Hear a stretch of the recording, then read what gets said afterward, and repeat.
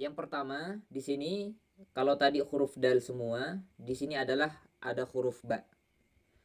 Huruf ba di sini eh, kita baca qalqalah karena dia nanti akan kita sukunkan karena harus kita baca waqaf.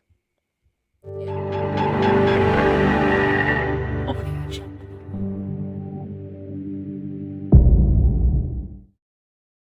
Assalamualaikum warahmatullahi wabarakatuh. Alhamdulillahilladzi bi ni'matihi tatimmus shalihat. Wassalatu wassalamu ala Rasulillah wa ala alihi wa sahbihi ajma'in, amma ba'du. Sahabat Al-Qur'an, sahabat Masyhuda Aditya, bertemu dengan saya Masyhuda Aditya, sahabat Qur'anmu. Di video kali ini kita akan belajar dan melanjutkan mengenai ilmu tajwid di bagian qalqalah dan cara membacanya. Di video sebelumnya sudah kita selesaikan pembelajaran mengenai hukum nun sukun dan tanwin dan hukum mim sukun di ilmu tajwid. Nah, sahabat sekalian, silahkan simak video ini sampai selesai agar nanti sahabat Al-Quran bisa memahami dengan utuh apa yang dimaksud qalqalah dan bagaimana cara membacanya. Silahkan simak video penjelasannya berikut ini. Baik, sahabat Al-Quran, kita akan lanjutkan untuk belajar ilmu tajwid di bagian qalqalah. Ya, qalqalah.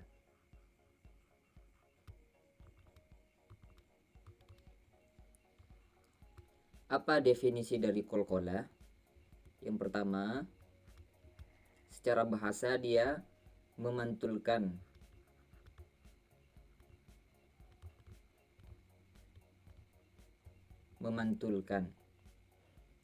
Kemudian secara istilah dia memantulkan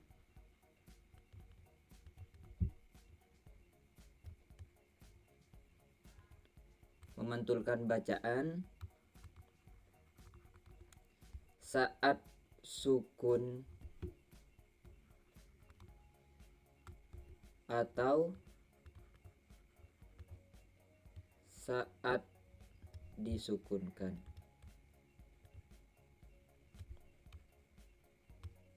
Nah, inilah qalqalah. Qalqalah ini mempunyai 5 huruf, ya, berkumpul dalam lafaz qata bujadin.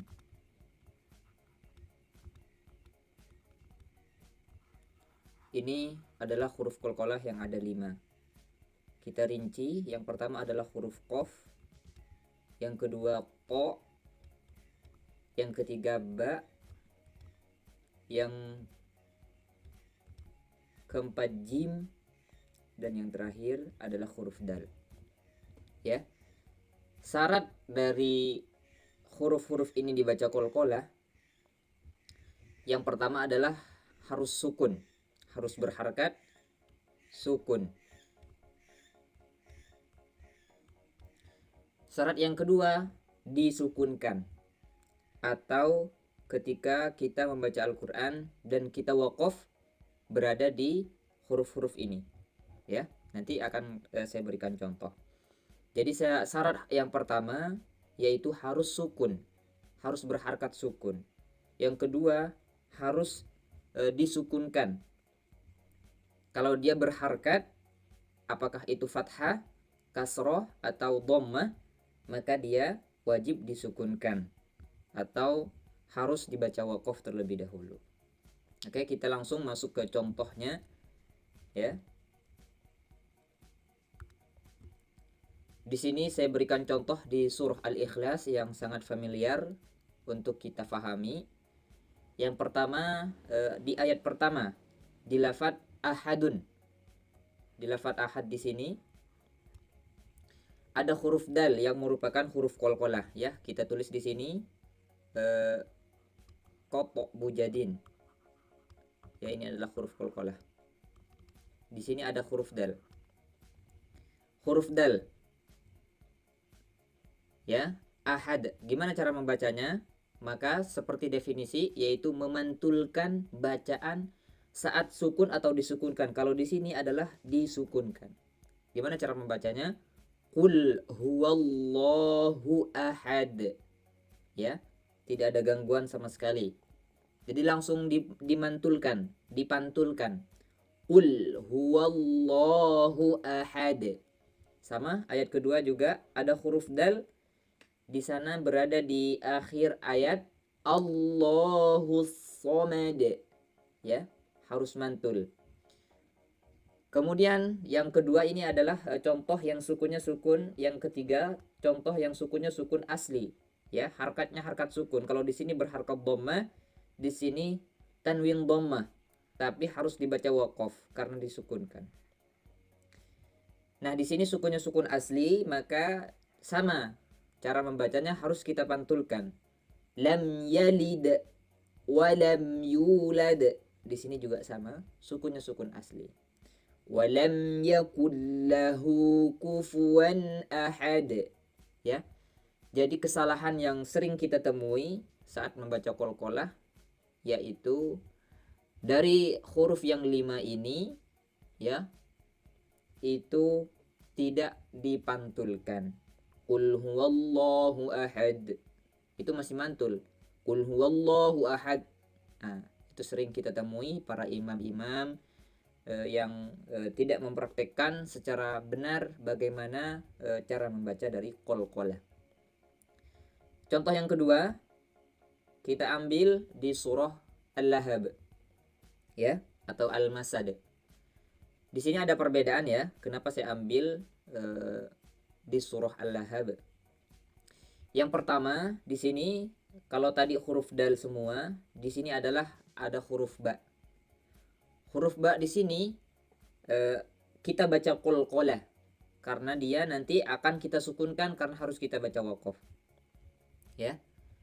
Tabbat yada abi lahabin wa tab. Nah, bedanya dengan surah Al-Ikhlas tadi, kalau di surah Al-Lahab ayat pertama, di sana huruf qalqalahnya bertasydid. Ya, ada tasydidnya. Maka untuk memantulkan harus kita tahan sejenak. Ya. Watab. Jadi tidak langsung mantul. Tidak langsung kita pantulkan. Berbeda dengan ayat yang kedua. Kalau ayat yang kedua langsung kita pantulkan. Kenapa? Karena tidak ada tasydidnya. Di sini tidak ada tasydidnya. Ya. Watab.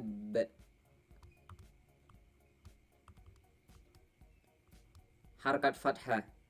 Kasab. Di sini harkat fathah juga. Kasab.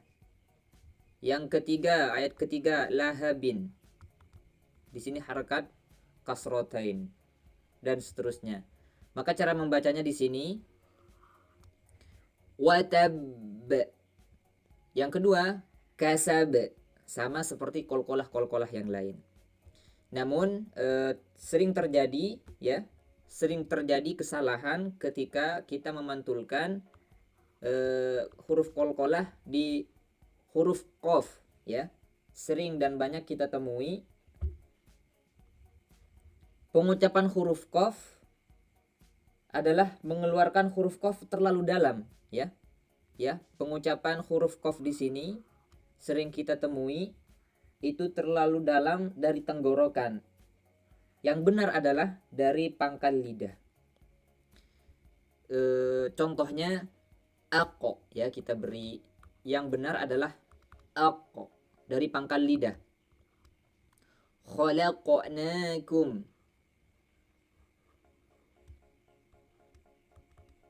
Nah, ini adalah khalaqnakum.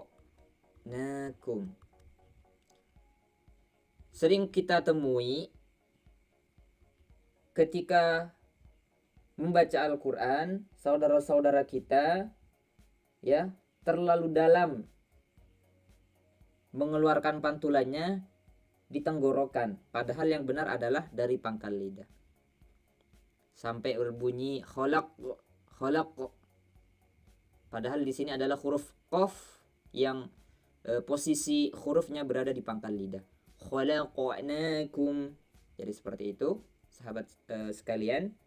Silahkan semuanya ketika kita membaca Al-Quran berusaha untuk menyempurnakan bacaan-bacaan dari hukum-hukum khususnya yang sudah kita pelajari, baik dari hukum nun sukun, hukum mim sukun, atau qalqalah yang sudah kita pelajari hari ini.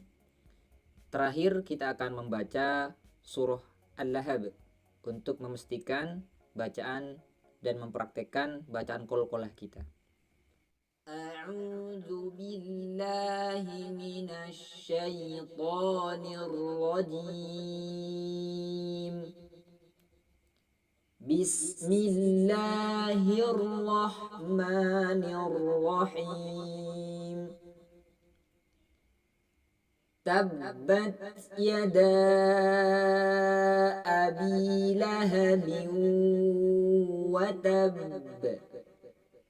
Ma aghna anhu maluhu wa ma kasab.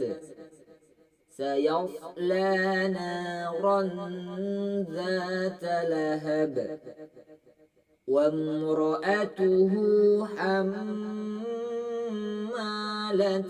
hatab. Fi jidha hablum min masad. Baik sahabat Al-Quran, sahabat Masya Aditya, demikian penjelasan dari qalqalah dan cara membacanya. Semoga dapat bermanfaat. Silahkan jika ada hal yang ingin ditanyakan bisa ditulis di kolom komentar atau bisa langsung menghubungi saya di WA yang saya cantumkan di deskripsi. Demikian, wassalamualaikum warahmatullahi wabarakatuh.